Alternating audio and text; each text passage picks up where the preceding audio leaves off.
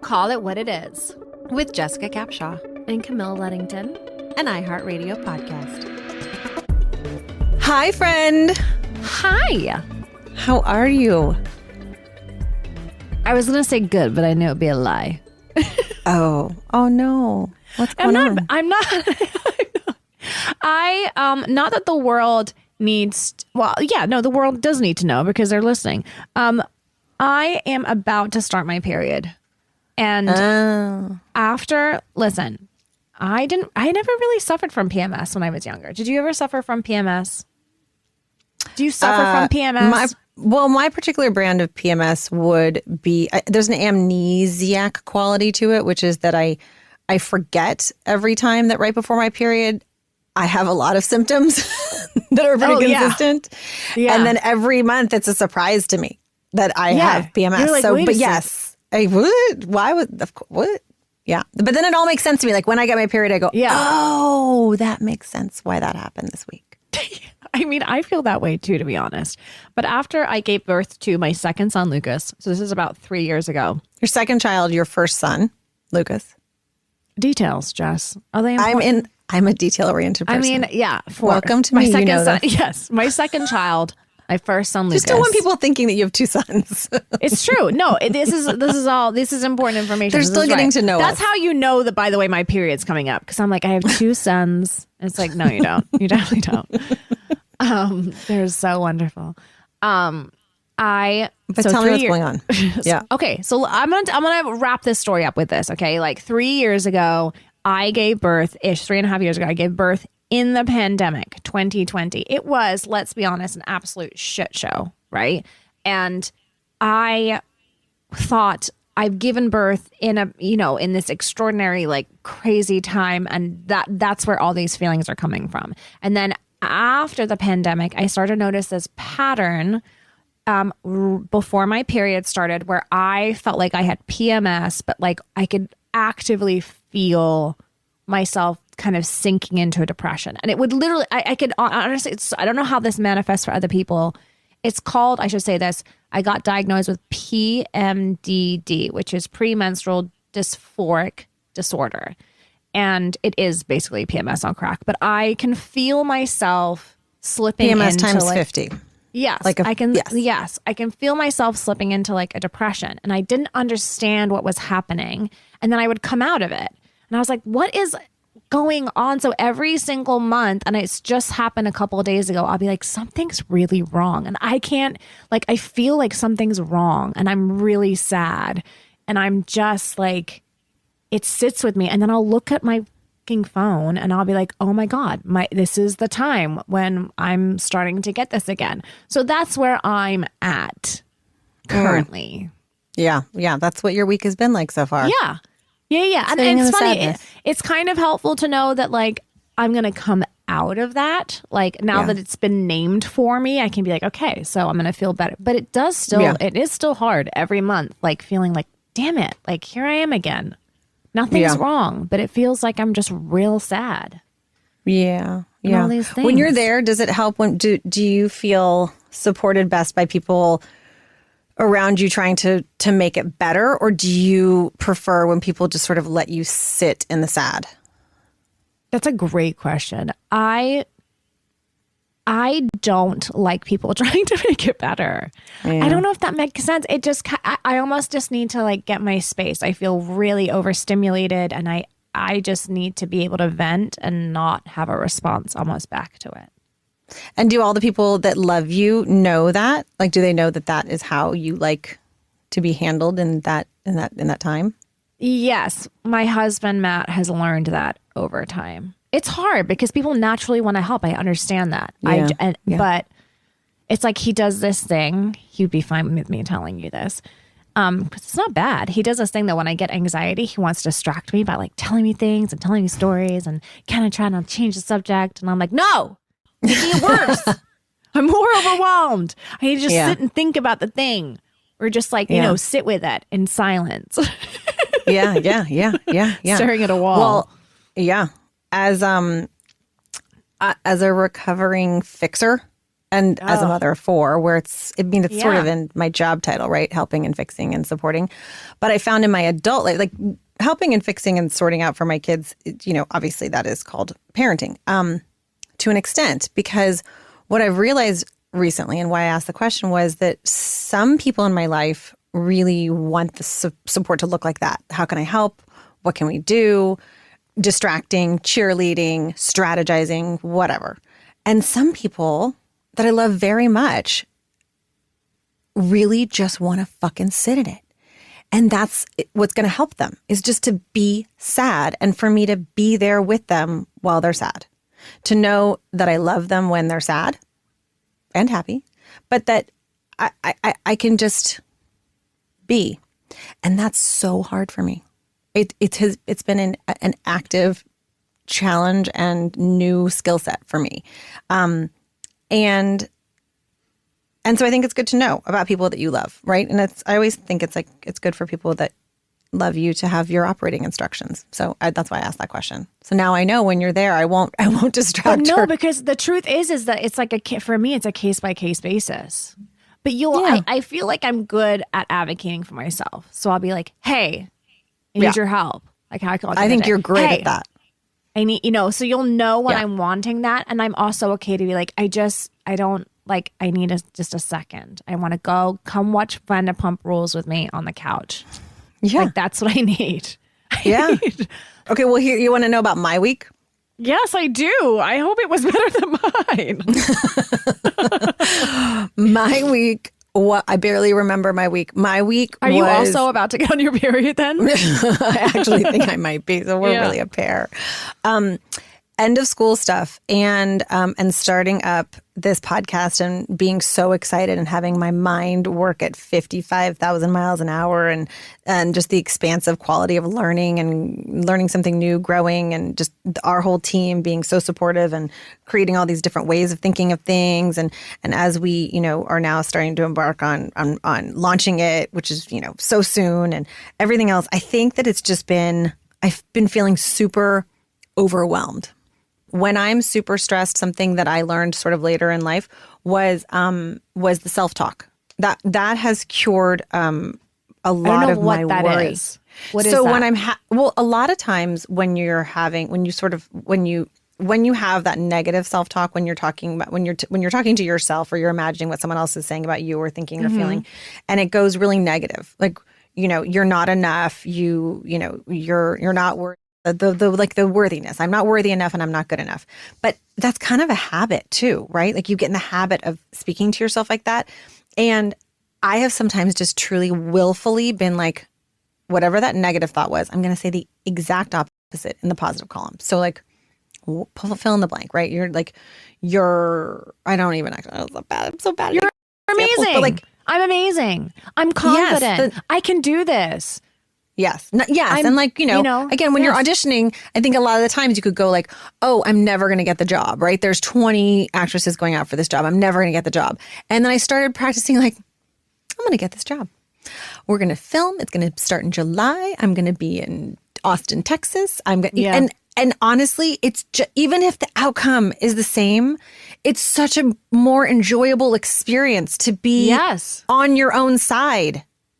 Like, 100%. Don't we want to be that? Don't we want to be on our own side? Why would we be on the opposite side? It's so funny you say this because my niece is staying with me right now, and I was talking to her about something, and I was like, you have to be your number one fan.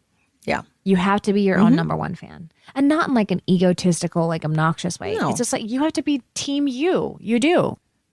When you are overwhelmed like that, do you want someone to come in and help you, or do you want to do it all yourself? I used to be the former. Like I used to just do it all myself. Yeah. And I have become and grown into someone who loves delegating. That being said, once you have delegated in human behavior, or when you're the one that's given the like, hey, let's do this here, or let's do that, or can I have help with this or whatever, my mind then revisits the task or whatever I've asked for help. And you don't always know that it gets done. So it doesn't relax you. You're still wondering about that. Well, You can't delegate if you and can forget. assure that the help is there and it's going to be done like Johnny, like done, then great. Yes. But then if there's like a backup question, or if there's like something it's still alive. But I'm very grateful for help. I'm very grateful for help. So when people offer, like, it's funny, one of my best friends became one of my best friends because she was so uniquely, and we were young. She was the one that would always be like, "Oh, you're working late. I'm already picking up, Brendan from school, and it's in the same direction as Luke's school. So why don't I grab him and I'll just bring him back to our house and they can play until you're done with work." And I'd never had a friend who Dream. I couldn't even believe it. I was like, wait, what? You want to help like that? That's amazing. That's amazing. So yeah, I love getting help. I think it's just, and I don't want to, it's not like I'm so bossy. It has to be only a certain kind of help. But I think that, some help is more helpful than others. Yeah. Like, here's a good example. I'm not even going to name names, but I have certain children who, if I said, "Can you do X, Y, or Z?" that would be a help. I have other children where if I asked them to do it, that would not be a help. Yeah. And that's okay. That's okay. Because I might ask the one that might be able to do, X wouldn't be able to do Y. And then if you know what I mean? Like, you got to know your customers. My 3-year-old is actually amazing at delegating things too. He'll put things in the trash. My 7-year-old acts like, "Are you kidding me? That in the trash, it's 3 feet away. Like, are you kidding? I've had such a hard day. I'm in 1st grade." Well, the overwhelmness had me a little bit stressed this week. Yeah. And a little overwhelmed. And one of my ways of dealing with that is also just to keep going. I have normalized stress, and I just it's a normal thing. The only time that I actually stopped for stress in a real way was when I had a physical manifestation, which was an eye twitch. Oh, I've had actually those. started twitching.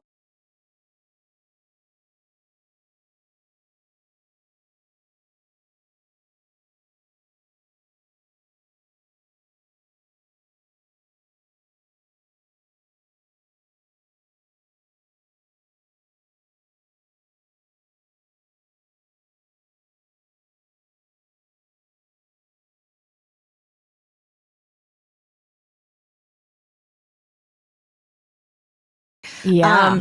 And I was low key worried because it lasted a year. What? I had an eye twitch for a year, and it was imperceptible to anyone except for myself. Like, I would feel it twitching, but no one else would see it. So it was like living with a ghost.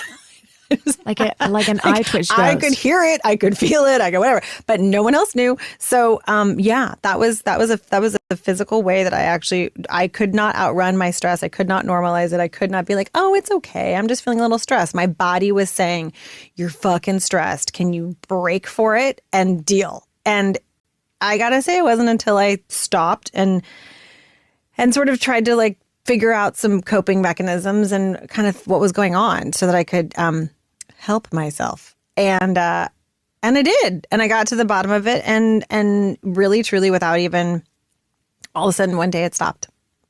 But I had to deal with it. I mean, it wasn't like it just stopped. I had to deal with what it was that was sort of, not sort of, was really affecting me. And for me, it was complete. It's always been, and it remains, that I'm a talker. Like, I need to talk it out. And so therapy, for a very long time, I stayed away from, for the number one reason I think most people stay away from it, which is that you can't find a good therapist. And then I found a great therapist, and we were off to the races. And now I'm like, hence why we're here. I'll unpack it all fucking day long. Let's unpack it. Yeah. Let's unpack that. Do you book like a 3-hour session? Yeah. Are you like, I need the whole afternoon? Like, clear the schedule. Do you have other patients? Because I don't think you. Yeah, just don't even bother. It's just going to be me. I think what's happening is like kind of groundbreaking. And I think that we are the generations. You're what, Gen? I don't even know, F? Is this where you're trying to make it so that I'm older than you? What's the 1905? Am I older than you? Come on. Is this a part? I just wanted to make sure. Well, I don't know. We can. I'm part of one generation. You're part of another. Whatever you are. I'm a millennial. Don't have to talk about it. But like, I'm very cool. You guys can probably tell just by listening. Yeah, but, right. I mean, I'm like a baby boomer, and you're you're a boomer, and that's fine, Jess. We still love you. Hey, listen, I was just pointing out. Yeah. Our parents did not go to therapy. Did your parents go to therapy? Maybe they did. My parents got divorced when I was really young, so she did. My mom went to a lot of therapy. That's amazing. I feel like awesome. I feel like most people's parents did not go to therapy. And so we're the first few generations that are really seeking that mental health and being able to show, seeking help for it and being able to show our kids, hopefully, because they're dealing with social media and so many more things than we were dealing with, hopefully be really influential and make it not so taboo. Because I look at my parents, and no offense to either of them, they really could have done with a lot of therapy. Yeah. Like it would have made life a lot easier for them. It's tough. Yeah, the talking it out. And again, the talking it out allows you to connect to the dots, because I think that when you're struggling or when you need help, it's just so your natural instinct to think that you're the only one that it's happening to, that it's only you, that no one has ever felt this. Your pain is unique to you. It's insurmountable. It's bigger than you. It's all of that. You're going to stress. You're going to worry. It's the anxiety. But almost immediately when you speak to someone else who has had the same thing happen or feels the same way, you feel this like pressure release. I felt that way when I finally, and I'll get into this more, I'm sure at some point, bit the bullet and started Zoloft. I was like, I wanted to know who was taking it, because I had this feeling like, I really did not want to get on antidepressants. I was like, I'm not there, until I really was like, okay, the heart palpitations I'm feeling 100 times a day, like, are not fun. Like, it's, again, my body's being like, you're done. Like, there's something, you gotta figure this out. And I remember Googling, like in my phone, Googling like who has come out to say that they're on some sort of help like this. And it gave me comfort to read names of people that had come out. That's why I want to talk about it too myself and say it so publicly, because it is so helpful to see other people talk about it. And it's still it's funny, even when you Google people like that have come out to talk about antidepressants, it's still not a huge long list, right? Like it's still sort of like something people don't necessarily want to share, and I understand that. But it's so But helpful. I think it's an old belief that dealing with anything like that makes you less than. And it's an old, really super stale thought process and way of thinking. It's like, oh my goodness, I think that people who are dealing with things I find someone so much more complex and so much more interesting when they are dealing with adversity, or when they reckon with and speak about like life isn't so easy all the time. It's just not. I think that we're slowly getting rid of that shame. I remember, by the way, this is a really ridiculous story, but this is how far I've come with my own journey on this. I went to pick up Zoloft for the first time at CVS, right? And I was like, this is so like I felt like when I went up to the counter, I should just say, I've hit rock bottom. Just give me the fucking Zoloft. Like I needed it like written on my forehead. It's this is where I'm at, right? Yeah. And like don't even bother showering, right? Just go looking disgust, because that's where I'm at, Like, yeah. And I went in and I wore a ball cap and I wore sunglasses, because I was like, the last thing I need is for like anybody to see me walking out with a bag of Zoloft, right? And I went to the counter and I was like, Camilla Luddington, like giving them my information. They're like, what? And I'm like, Camilla Luddington, right? And birth date 83. I'm a millennial. And the chick, this is not a joke, okay? She hands me my Zoloft and then she goes, by the way, I'm a huge Grey's Anatomy fan. And I was like, yeah, mother of God, not obviously today. And I was like, thanks so much. And I'm holding my, giant pill of like, I felt red. I have the anxiety and depression, and I was like, thanks so much. And I walked out, and I tell you what, now everyone listening, I skip in there to get my Zoloft. I'm so excited to get that pill. I don't care who knows. Yeah. I'm like Camilla Luddington, and I'm here for my Zoloft. Thank you very much. And it works real well. So I feel like Absolutely. let's get rid of that shame. I don't want to. I can't even believe it's crazy to me that I felt like I had to incognito myself to get it the first time. No, screw that. I think that's real. I've felt that at CVS. Why does CVS bring that out on us? I don't know. I don't even remember what my RX was, but I remember it was not something that I was like psyched about. I'm going to have to think about this later because I do want to speak the truth and call it what it is. So I'm going to think about what it was. But the same sort of thing happened where I was like, oh, for sure I'm not just going to go in and they're like, yeah, it was a passing it over the counter and then like, I love your work. Yeah. It's and then a little bit of denial on my part. I think like, what? I don't no, I must look like her. What work? Yeah, I know. But it's real for everybody. And that's why they should just maybe like do away with that line at the counter. Because I definitely remember being in back of some poor women that was there for VagiFem. And I was like, oh gosh, okay. That sucks.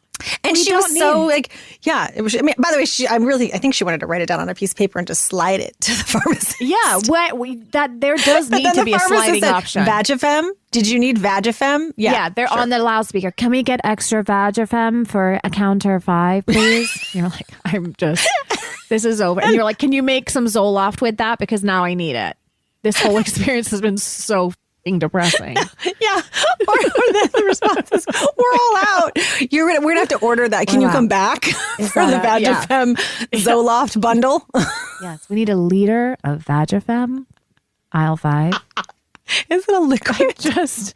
It's like just leave at that point. You're like, actually, my vagina's fine. I don't even at this point. It's being left.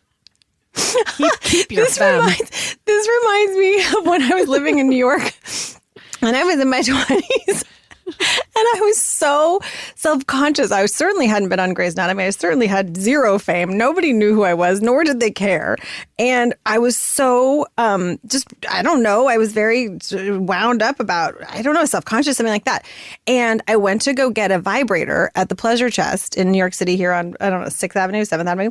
Yeah. And I went in and I bought it. And when I took it to the front counter, I asked them to gift wrap it for me because it wasn't for me. Oh my God. I was clearly getting it as a gift. You know what? That's genius. It's not my vibrator. You know what? There should be a gift wrap option for your meds. If you don't want to talk, you're like, VagiFem is a birthday gift for somebody. And I need you to wrap it up with a nice little bow. There should be the option so that you don't have to admit it. Yes, I'd like a gift wrap. Yes. Yeah. So there should be a gift wrap option and it should have a little note on it for the CVS person to or it should just be like, don't talk about it. Don't say it out loud. Gift wrap that and shut up. Gift wrap it. I can't. Carry on. I love it so much. I need to think of some more RXs that would be embarrassing like that. I don't know. God, I'm sure there's many in my future. But you know what? But this is my point. We're on to something. Gift wrapping. We're on gift wrap at CVS. Gift wrapped your. Do you know why I'm super excited to be here, though? Tell me. I'm very excited because we said we would do this, and we're already doing it. Episode 3. We have talked about, because we've had just such an incredible response from fans, like across the board. Like we're so blown away. And we said we would Zoom with fans and in person over Zoom discuss their shit. Like we're discussing our shit right now. And we get to do that today. I can't wait. I'm also a little nervous. You a little nervous?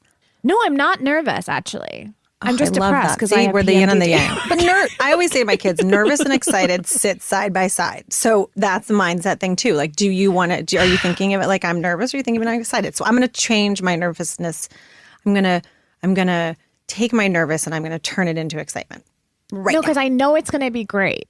I know that like we're going to figure it out with them, or at least like we know like we're going to take a couple steps forward, and then we can go back and talk about this again with them. Okay, so segueing from our gift wrapping and into our call it what it is questions. Jessica, I don't know if you can see this, but I see a little thing on our screen that says Molly has entered the waiting room. I don't see that. Well, okay, so this is what's so exciting about today's episode to you guys. The reason it says that is because we have not just someone who's emailed or DM, we have someone who has agreed to come and Zoom with us. So excited. And talk to us about their problems so we can talk with them live on a Zoom. Okay. So you guys, we have a very special guest today. It's one of you. And it's one of our new friends in our friendship circle. And she has been super brave enough to want to Zoom with us. And this is what she wrote in. Her name is Molly. And she said, my girlfriend broke up with me over text. Her reasoning was that my poor mental health bothered her. But she knew about any issues I had before entering the relationship over a year ago. She then blocked me on everything before I even had the chance to reply to her breakup text. We've been chatting just the night before and everything seemed fine. I'm confused, upset, and low-key full of rage. Well, guess what? I'm high-key full of rage on this one. Okay, let's let Molly in so we can get into it with Molly. Hi, Molly. Hi, Molly. So excited to have you. You are our first guest that we are personally Very Zooming first. in. Really? With. Yes. That's cool. I'm putting that on my CV. And yes, add it. Are you from England? I am. Yeah. Where? Southwest, I think. Okay. Near Bristol. Oh, yeah, I know Bristol. Yeah. But I'm half Irish as well, so my accent's a bit off. It's all good. I love accents. Accents are great. I have none. You have an American accent. It's true. That's true. I have an American accent. So, Molly, we just read the message that you sent us, and it ended with that you're low key full of rage, and I said, reading this, I'm high key full of rage for you.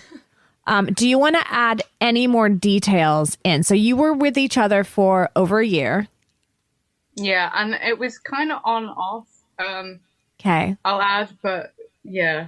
And where are you now? Did you just write this? Like, where are you in your feeling? Or in your This feelings? was like a month ago. Okay.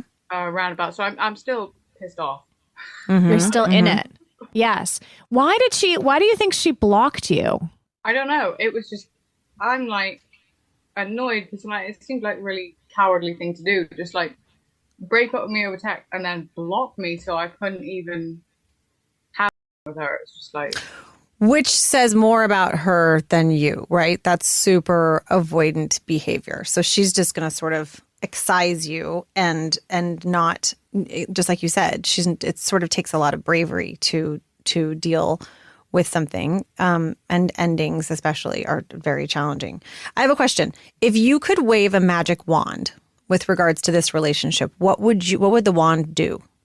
Maybe make us both mentally stable, because that was part of the issue, but it wasn't something that we hadn't discussed before entering a relationship or anything.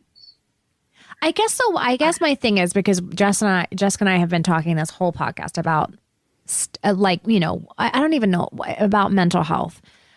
It's not, and I've had to learn this. As much as yes, I would wave the wand and make myself have no anxiety. That would be nice. I have learned to not see it as a negative at all about me. It's just another piece of me. And Absolutely. So if somebody is breaking up with you because of something that you have mental health wise, I think it's not okay. But also that's not your person. I mean, because that was like part of her reasoning. Otherwise, she was just like, I don't think it's working. And I'm like, okay, well, if my mental health was something that came up later in the relationship that she didn't know about and was like, okay, I can't deal with this, fair enough. But she knew about it before getting into the relationship. So I don't know. I'm just really confused. I'm like, I never got any closure because she blocked me. So I'm like, right. What the? Well, in a way though, that is the closure, right? It's not ideal and it's not what you would want. But it is on some level, I mean, it's the most powerful thing someone can do, right? Is they just stop the communication. It's just an immediate no. And then you're sort of left to what happens now. If I could, if I was in a situation, I could wave the magic wand, it would have nothing to do with her.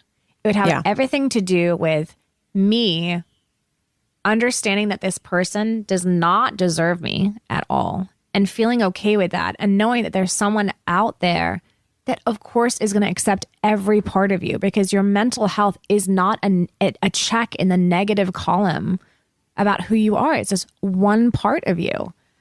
And so that's, if I could wave a magic wand, that's what I would want for you. I would love to hear you say, and it's going to take time, but like, I don't need her. That's not the person that I need in my life, because mental health is it's an up and down journey. It's a long journey. And sometimes it's something that you're going to live with forever. And you need that partner to be there with you in the highs and lows of that journey. If my husband was like, your mental health is like really annoying, I'm going to break up with you. I would think like, Q, like go, leave, because I'll find someone that like embraces every part of me, including that. Yeah. Like, even if that, like, with that the case, I would have at least appreciated a conversation about it. I think that's why I'm so annoyed. Instead of just a text and then blocking me, I'm like, well, could we not have discussed this a little? Like, I don't know. Right. But that's sort of like, that's the work that you're left with right now, right? Because you're only in charge of you. Yeah. You're not in charge of her, and you can't have her do anything differently than she's done. That's what she's shown you. That's who she is, and that's the choice that she's made. And now it's really only about you and who and how do you want to be in this moment, and how do you want to treat yourself and regard yourself, which I hope is with kindness and sort of like, I do think that self-talk comes in a way here where when someone goes away completely, we can only imagine what they think or what the reasons why they did X, Y, or Z. But usually what you're imagining is worse than what it is. And then it becomes sort of like this negative self-talk spiral. And so then you're actually having conversations with yourself that are doing no good and making yourself feel even more terrible. So I feel like right now would be an amazing time for you to find and make a list of all the things that you love about yourself, or that you're really proud of yourself. The things that you've done that you're like, you know what? I don't know many other people who've done that. Or the things that are unique to you, or the things that people have told you are your superpowers. But focusing on those positives and what you hold inside of yourself that's unique to only you, and really, really thinking about them, and again, writing them down and being grateful for them, and finding a way to go back out into the world and find someone who's grateful for you and who sees you for who you are. Again, the ups and downs and all arounds, because there's actually literally not a person in the world that doesn't have ups and downs. I'm going to get back out there with self-confidence. Yeah, why not? Why not? Exactly. And I also think, by the way, that when somebody does something like that, because we've all been in relationships where we've come out of it and you're like, I hate, like, why did they, that was so awful.